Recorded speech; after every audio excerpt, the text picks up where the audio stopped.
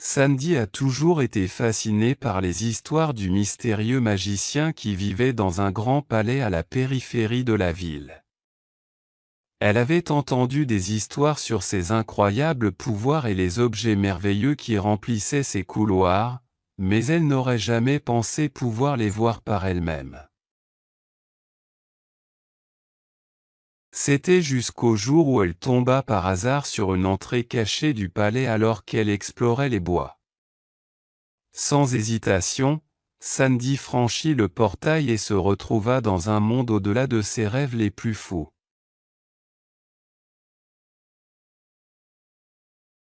Le palais était entièrement fait de bois d'acacia et de sol brun foncé, ainsi que de peintures de rois et de princes du passé et des plus grands magiciens du monde.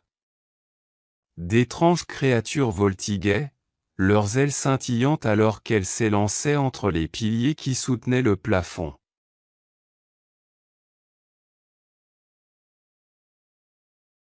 Alors qu'elle s'émerveillait des vues autour d'elle, Sandy aperçut une silhouette debout au centre de la pièce.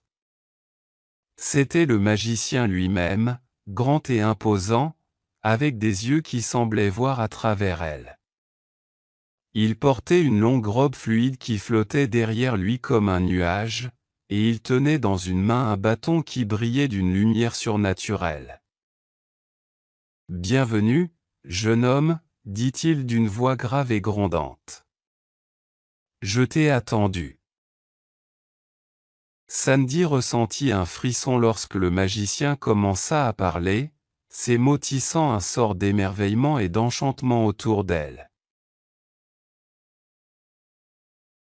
Il lui montra des merveilles au-delà de son imagination, un jardin rempli de fleurs qui ne fleurissaient qu'une fois tous les 100 ans, une fontaine qui versait du jus rouge au lieu de l'eau et une bibliothèque remplie de livres contenant les secrets de l'univers.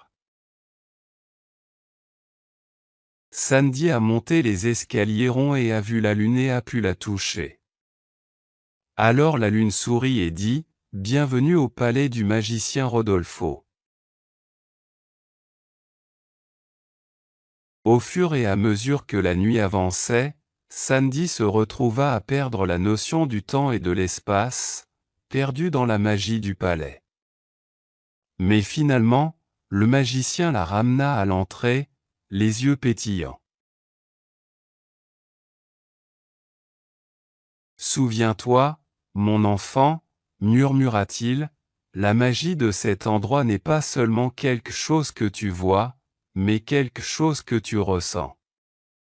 Gardez-le près de votre cœur et il vous guidera dans les moments les plus sombres. » Et sur ce, Sandy quitta le palais, se sentant changée à jamais par les merveilles qu'elle avait vues et la sagesse qu'elle avait acquise.